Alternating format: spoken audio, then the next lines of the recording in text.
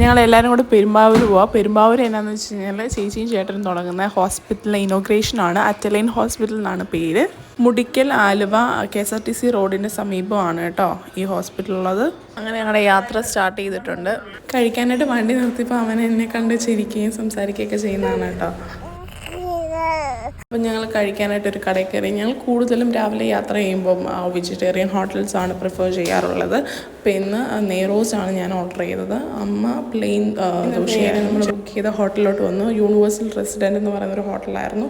അപ്പോൾ ഇവിടെ ഒരു നല്ലൊരു കട്ടിലുണ്ട്. നമുക്കിപ്പം ആവശ്യമുണ്ടെങ്കിൽ എക്സ്ട്രാ ബെഡും കൂടെ ഒക്കെ ഇടും കേട്ടോ.